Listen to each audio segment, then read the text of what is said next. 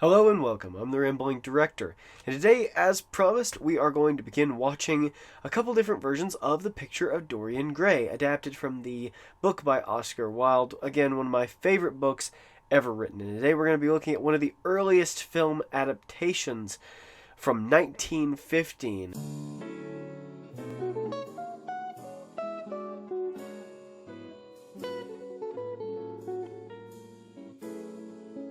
This was a silent film, and it actually will star mostly people that you've never heard of. Harris Gordon plays Dorian Gray. Ernest Howard plays Basil Hallward, who in this version is called Hayward. I'm not entirely sure why they made that change. And W. Ray Johnston as Lord Henry Wotton. And now, you might recognize that name because William Ray Johnston actually acted as a film producer on films from around 1925 into the mid-1930s. Now, the really unfortunate thing about this film is that only about 24 minutes of the film survive. So you can see as we open, we're actually coming right in on Sibyl Vane playing Juliet. We skip over all of the stuff where Dorian's painting is being finished and go right into the story, the main structure of the story. And you can see right off the bat that this, being 1915, this was a very early film, and yet a lot of the key elements of film grammar are already present. So this is after a lot of the big advancements in silent movies. A lot of people think of movies from 1915 and 1916, the really early films, as being extremely primitive, but they really weren't as primitive as you might think. Now, it's true that we did get much better with filmic grammar going forward from that point, but nonetheless, as you can see here, there are nonetheless things like, for instance, we're seeing the back of Dorian's head in the shot.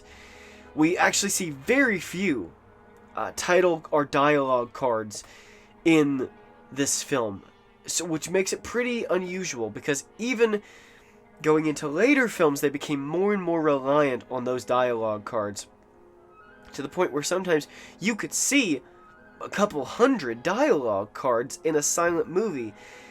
Now, naturally, a lot of that needs to be cut out. If you're relying mostly on a visual medium, then you need to just rely on a visual medium. Now, we're coming up here in a minute. We're about to see Dorian's painting in just a few minutes.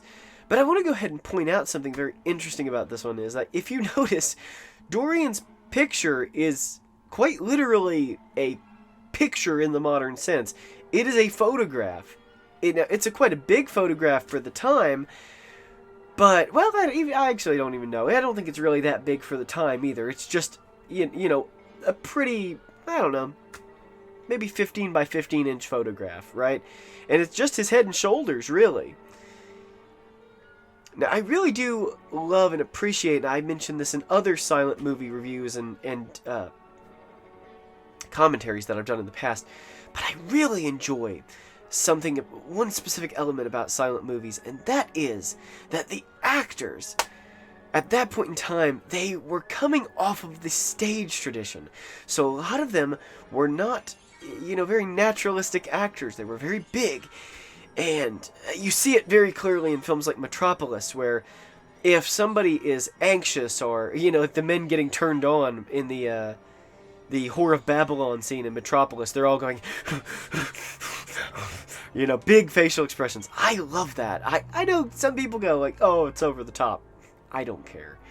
I would rather have that than have the modern tradition of acting where everybody just stopped acting after The Matrix came out. It was happening a bit before that, but especially after The Matrix came out, it became a big thing where people just started acting like if they stared into the camera and whispered their lines, that somehow that's acting, and it's not.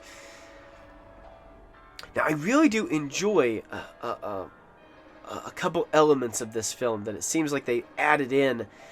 So, for instance, all of these scenes, they almost have kind of a Faustian look to them. Now, the dialogue cards do say that it's Juliet. However, she looks a lot like Marguerite from Faust. And I think that is probably intentional. Especially if Dorian did actually sell his soul to the devil. Which, again, the book implies, but it's never entirely made clear. Now, unfortunately, we won't really probably ever know, because to the best of my knowledge, we don't have any surviving scripts or anything from this production. And, obviously, with only 20 minutes of the film in existence, it's pretty unlikely that we'll know. But, for the sake of argument, you could say that it may very well have been that they intended that.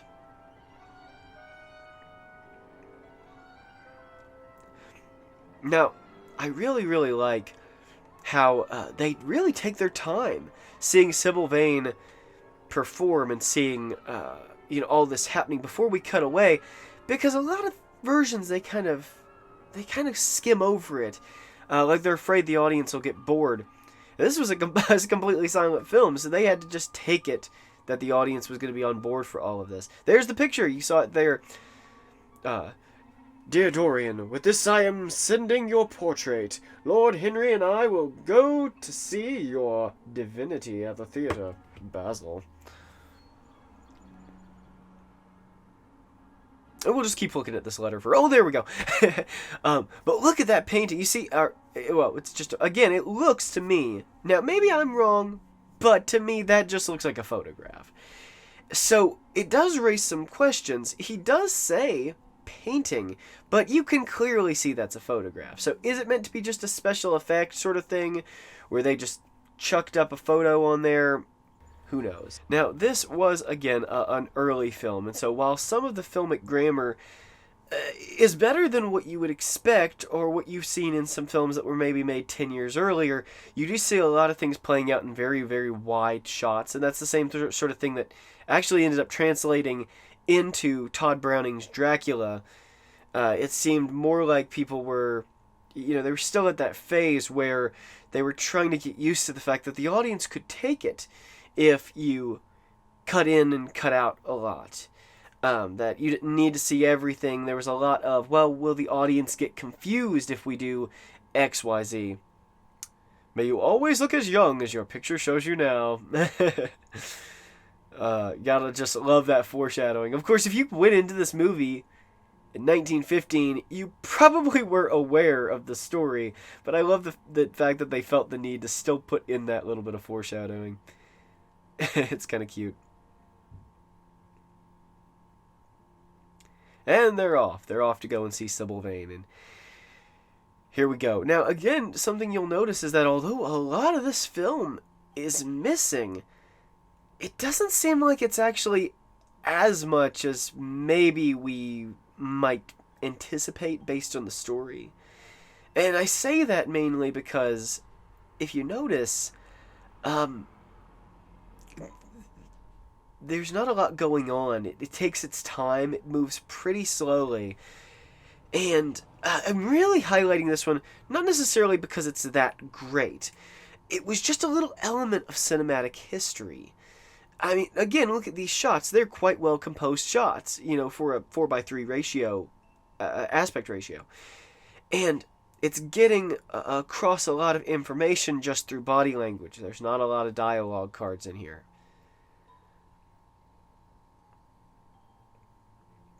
You gotta love the tone and the mood that is gotten across by actors who are really putting out everything they have, because this is a new medium, and they're just, giving these huge stage level expressions with the eyebrows, and Lord Henry with his big monocle.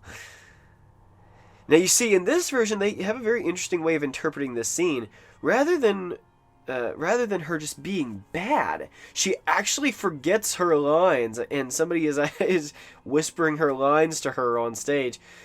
Now, that's quite an interesting way of interpreting that moment. And you can see it's going on, and you can imagine the vicarious embarrassment that you would have felt seeing this in 1915 is going to be similar to if we were watching it with sound in today's world, where we would be like, oh no, honey, stop.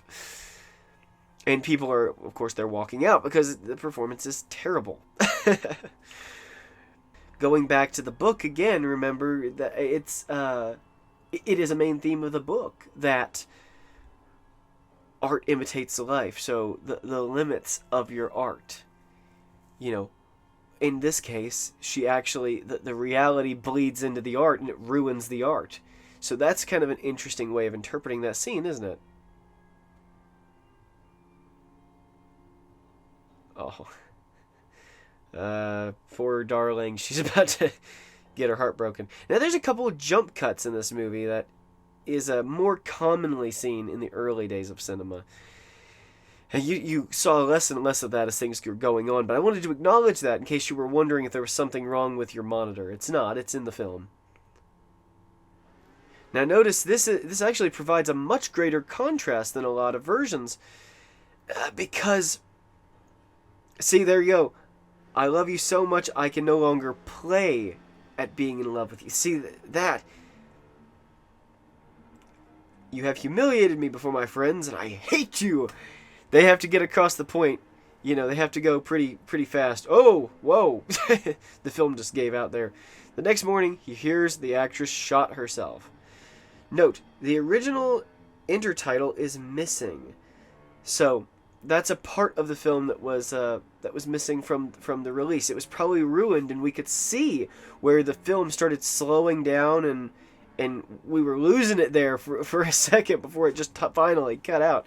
And that's probably because of nitric decomposition. A lot of these old silent films, the film stock, if it wasn't kept in the right way, it would start dissolving back into an acid and destroy the film. And that's why there's so many silent films that were ruined, because we didn't realize that this was an art. We thought of it as a novelty. And what a tragedy, huh? That we lost so many great pieces of art just because we didn't know. Now you see, he noticed his painting is now frowning. Now he looks in the mirror. I guess that's to show. Now, oh, look at that. He's looking up at the heavens and smiling.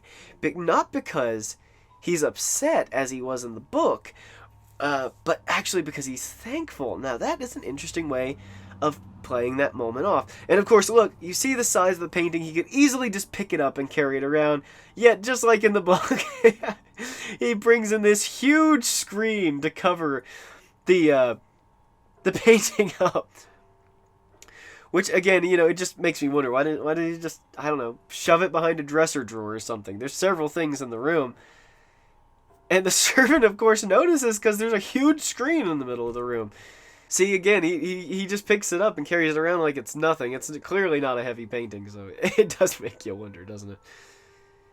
Now, something kind of interesting about that's always bothered me, and I'll probably talk about it in a couple other films, is that in the book, the painting is a full-body painting. And to me, that always seemed necessary, because otherwise, wouldn't he be aging from the shoulders down, right? Because there's no analog to take on the age for him if there's no painting of his stomach, legs, lower hands and stuff like that. So I always thought that was a little bit strange. Now you see, he takes the painting up and puts it in his old schoolroom, just as in the book, but they don't draw a lot of attention to that. In fact, it does look sort of more like an attic, but you can see some elements in there that kind of look like maybe it might have been a schoolroom. And locked up safe and sound, where it will spend the rest of its days. And down he goes again. Now, I really want to say again, I just want to say, Harris Gordon, don't think I actually ever saw him in any other silent movies. I might have and just forgotten. But he's quite a good Dorian Gray. Not only is he handsome, but he plays off all of these emotions very well, including the immediate paranoia. And you do get a good sense of paranoia from this film. And that is something that some versions forget about, is that Dorian was eventually, he was so haunted that by the end, he was actually just so torn up by the painting that he was sick of living. That although he had this amazing youth and the ability to do whatever he wanted without consequence, he was so torn apart by the constant drama of keeping the secret that he was miserable. And that is really something that some versions miss. But I love the fact that this Dorian, he really does constantly give you that sense. Now, so you see, with each passing year, he grows more dissipated. And you get this little montage where he's looking at himself in the mirror. He's dancing and acting debauched. You kind of get the inference that he is, playing fast and loose with the ladies, if you get my meaning. And, of course, constantly going to check on the painting to see how it's aging. Now, later on, we're going to talk about some films that use montage to some great effect in this specific area to get across the 19 years passing. But this one does it. You can see, we've now seen him twice, right in a row, going up to check on the painting, and we're already getting a few little signs of age showing. So see, he's both enjoying it and despairing over it. Again, very nice depiction of what the book gets across, that he looks at it with both disgust and admiration, enjoyment and laughter, but also constant, deep, perturbed disturbance in his very soul at seeing the painting age. Even saying at one point that he has a sort of a sick desire to see it change. So he will actively try to sin in real time just to watch the painting to see if he can watch it change in real time. Quite interesting. Now notice again, he's going out trying to enjoy himself, but you can see it all over his face that he's not out there with them. He's upstairs in the room with the painting constantly. And that is, again, very nicely gotten across. See, and now it looks like he's kind of getting the inference that he's getting this woman drunk, which is, he becomes a slave of drugs. Marijuana. I kid. But wouldn't it be great if this turned into Reefer Madness? The silent version. Reefer Madness, by the way. I know everybody makes fun of it, and to be fair, it is a hilariously bad film. However, actually there's some elements of that film that are actually pretty respectable in the way that they made it, the way they actually pulled off getting it made. Maybe I'll talk about that sometime. A fatal fascination draws him always to look upon his pictured depravity. I can't read. That's why I watch movies. I don't read. Ignore the books behind me. I don't read. Now, something that many of the versions, I think, just nail is his desire to look on the painting. That he's going to do it, but he frequently does it in a way where you can tell he's dreading looking at it, almost as though he's so afraid of what new horror he might find that he can't bring himself to look upon it immediately. He has to kind of start. The 1945 version does this very well, where he pulls off the sheet, and then he slowly turns his eyes as if he wants to see it from the bottom up, as if the face is the thing he dreads the most. Now in this version, he just pulls off the tarp, and that's fine. It gets across the point. But I did love the build-up, the dread of holding the candelabra and walking slowly into the room. Now notice he's laughing, and he's like, taunting the painting. But watch as his laughter, he begins shaking, and he's touching his face and making all these nervous motions. That's great acting, by the way. But isn't it fascinating that it shows visually that it is all just an act, and he wants to revel. But watch this effect. That's great, isn't it? It's just a simple fade effect done on half the screen, but you know what? You gotta respect that they just went for it. They could have done it by cutting back and forth, but they just went for it. So you can see himself becoming more wicked, and so maybe the things he was saying and taunting the picture with, maybe his anger, maybe that was what changed it. Of course, we won't ever know because we don't have all the title cards. Now, Basil comes in. Now, you might think that Dorian is getting ready to kill Basil, as in the book, but this is where it turns around and shocks you a little bit with a different twist. That is the picture of my soul. I forbid you to look at it. It sounds like a whiny teenager, doesn't it? Oh man, don't you love silent movie fighting where they don't really fight, they just kind of shake back and forth? I love that. Maybe I shouldn't. I know most of the time when I'm talking about silent movies, I'm just yammering on and saying, I love that. It wasn't that great. But it's really because I was just born in entirely the wrong decade. I think I was really born to be a silent movie director. Because I love it. Now notice they're trying to get in. Now this is very different. Because in this case, you can almost see it as if Dorian realizes sort of like the jig is up. And that they are going to come in and catch him. And realize what's happening. So in this version, he actually doesn't kill Basil Hallward. Interesting interpretation. Or Hayward, I guess, as it's called. He stabs the painting, and oh no! Down to the ground. And you can see the painting. He punches a hole in it when he does it that time. Did you see that? And there's the painting, looking beautiful in the background. But check this out. They found a dead man on the floor, wrinkled and loathsome of visage, wearing the ring of Dorian Gray. But they actually don't show his face.